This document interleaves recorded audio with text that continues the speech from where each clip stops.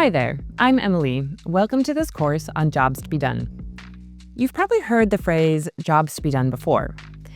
And if you're new to it, it might sound like a glorified to-do list. But jobs to be done is something very different.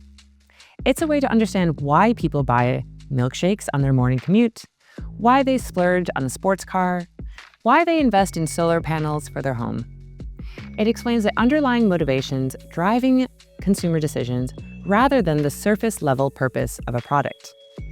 And by looking at things through the lens of jobs to be done, you can uncover specific opportunities to design better products, refine existing ones, or create entirely new services. So in this course, I'm going to give a practical understanding of jobs to be done, show why it's a valuable tool for R&D and product teams, and unpack a few interesting examples. We'll answer 4 big questions. What is the jobs to be done theory? How do you identify the underlying job? What do people get wrong about jobs to be done? And how can jobs to be done guide innovation?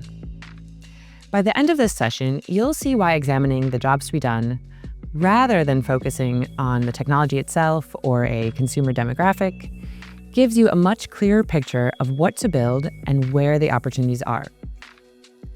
So, question number 1. What is the jobs to be done theory? Let's start with some background. Jobs to be done was popularized by Clayton Christensen to explain why customers make the choices they do. His argument was simple. When people buy something, they're not buying a product, they're hiring it to make progress in their lives. Christensen said, "The fact that you're 18 to 35 years old with a college degree does not cause you to buy a product. It may be correlated with the decision, but it doesn't cause it." We developed this jobs to be done idea because we wanted to understand what causes us to buy a product, not what's correlated with it. Now, one of the classic anecdotes about jobs to be done comes from a fast food chain that wanted to increase milkshake sales. The company began with classic market research. They segmented customers by demographics and by product attributes, and ran focus groups asking people what their ideal milkshake would be. Thicker or thinner, fruity or chocolatey, smooth or chunky. The team faithfully incorporated that feedback, but sales didn't budge. So Christensen's colleague took a different approach. Instead of asking what people liked, he tried to understand what job consumers were hiring the milkshake to do. He spent an entire day in the restaurant observing who bought milkshakes, when they bought them, and whether they stayed or took them to go. And he noticed something surprising. About 40% of milkshakes were purchased first thing in the morning by commuters, and almost all of them headed straight to their cars. The next morning, he returned and interviewed those customers. What he discovered was remarkably consistent. They all faced a long, boring commute. They wanted something to make the drive more enjoyable and keep them full until lunchtime. They were also constrained. They were in a rush, dressed for work, and had only one hand available. Compared to alternatives like bagels or donuts, a milkshake is clean, filling, and lasting because it takes longer to drink through a thin straw. In other words, these customers weren't buying a milkshake, they were hiring it to do a job, to make their commute more bearable. Once the company understood the job, it could innovate accordingly. For morning commuters, it could design a thicker shake that lasted longer and add bits of fruit to make it more engaging. Importantly, the team also discovered a second job. Parents were not hiring the milkshake to fill time, but to deliver a quick treat for their children, meaning a thinner milkshake could actually do a better job. This story highlights a key principle of jobs to be done. Customer characteristics rarely explain customer behavior. Christensen often illustrated this by pointing to himself. He was tall, in his 60s, wore size 16 shoes, and drove a minivan. But none of these traits explained why he occasionally bought the New York Times. Sometimes he hired the paper for something to read on a flight. Other times he hired it for basketball news. The circumstances, not the demographics, explain the choice. But functional circumstances are only part of the story. Many jobs have deeper emotional and social dimensions that become visible only when you understand what customers are struggling with beneath the surface. A powerful example comes from another project led by Bob Moesta, who worked with a condo developer trying to sell units to retirees downsizing from family homes. The company had invested heavily in features: granite countertops, waterproof basements, high-end appliances. And yet, sales remained flat. And traditional research couldn't explain why prospective buyers walked away. So Moesta interviewed people who had actually bought a condo and asked them to trace the timeline of their decisions. One theme came up again and again: the dining room table. Prospective buyers said they didn't need a formal dining room anymore, yet when Moesta spoke to those who had completed a purchase, they kept mentioning their dining table as a thing that had delayed the move. The table was old, worn, and often impractical, but it held decades of memories: family celebrations, homework, holidays. More than just a piece of furniture, the table had become a symbol of continuity. The real job wasn't find a condo with attractive features. It was transition into a new stage of life without losing the things that matter. Once the developer understood this, they changed their approach. They added storage, created sorting rooms on site, and even adjusted layouts so residents could bring the table if they wished. And as a result, sales increased, despite raising prices, because the company had finally addressed the emotional job that had been holding buyers back. These stories also show that every job has three parts: the functional progress a customer wants to make, the emotional state they want to reach, and the social impression they hope to create. Together, these layers help explain why people make the choices they do. Now that we've explored what a job is, the next question is, how do you actually identify it? This is where the jobs to be done approach becomes practical.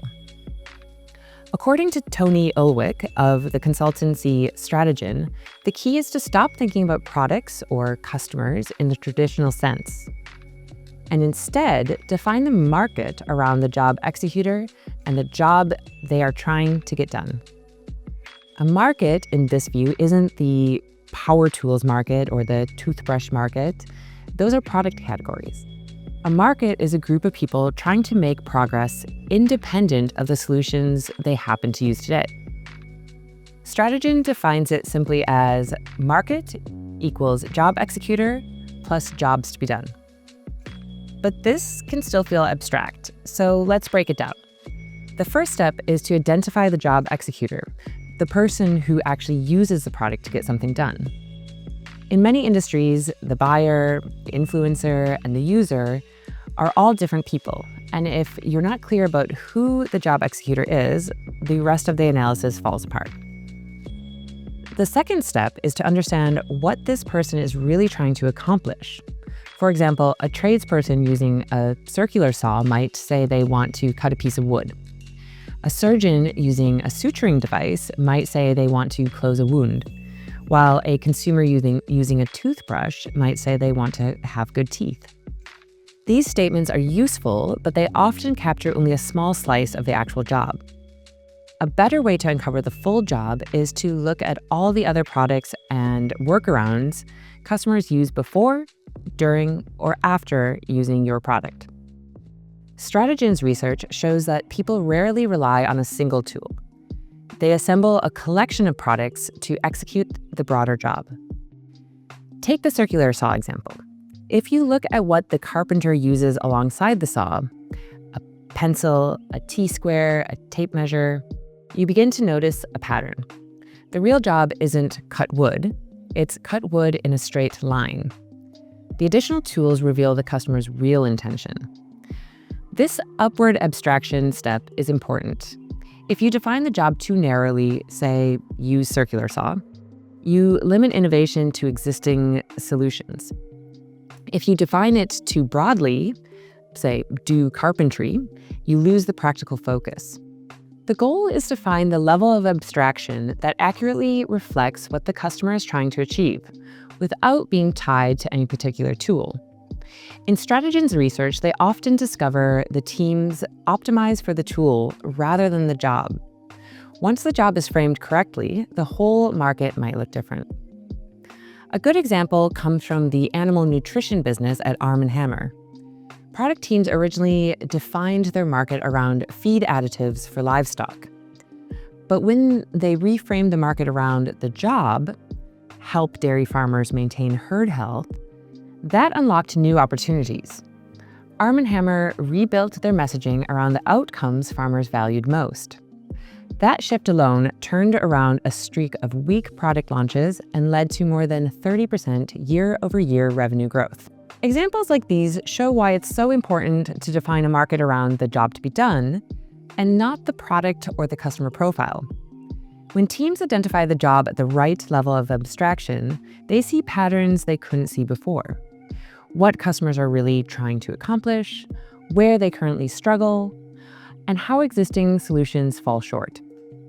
They gain a clearer picture of the progress people want to make, independent of today's products or technologies. Now that we've covered how to identify the job to be done, it's worth looking at some common pitfalls. These are missteps people tend to make when they're used to thinking in terms of products, features, and customer profiles.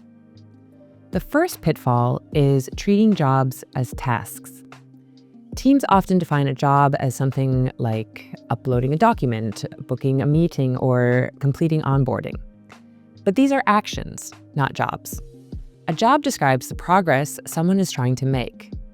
If you focus on tasks, you'll optimize steps in a workflow rather than understanding the real outcome the customer cares about.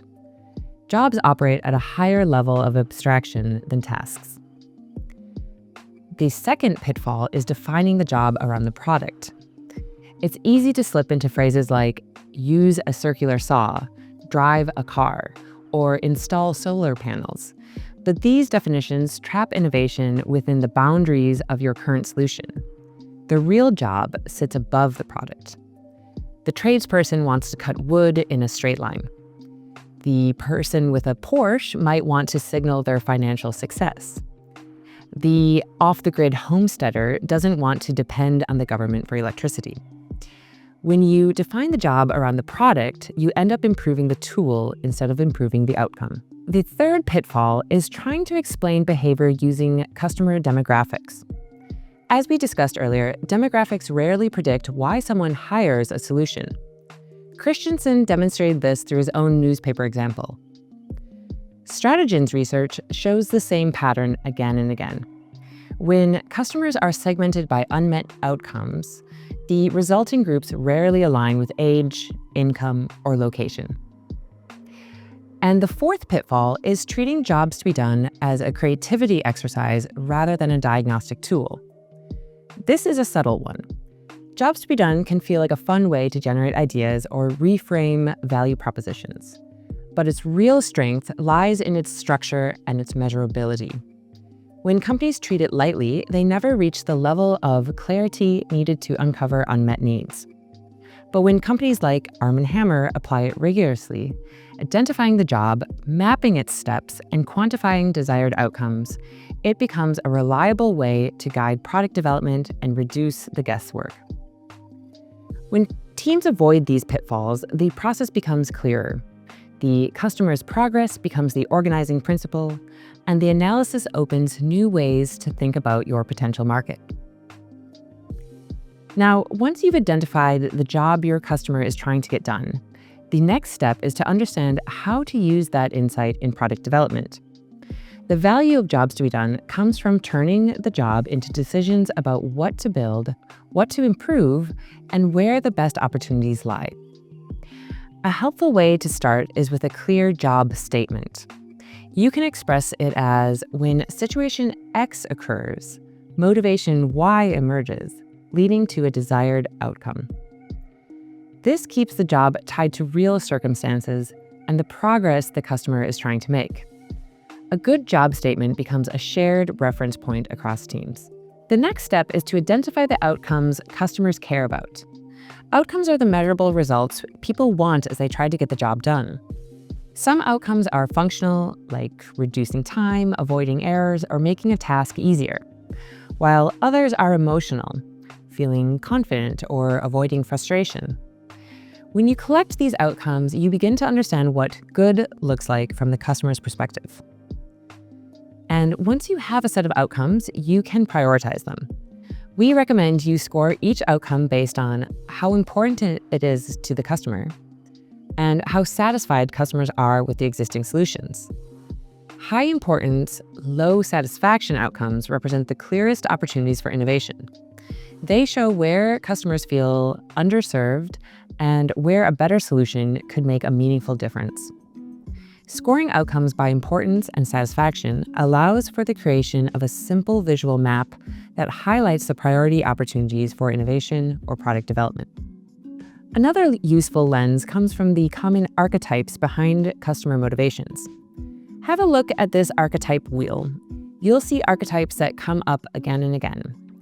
The time saver, the status seeker, the liberator, the cost cutter, and others.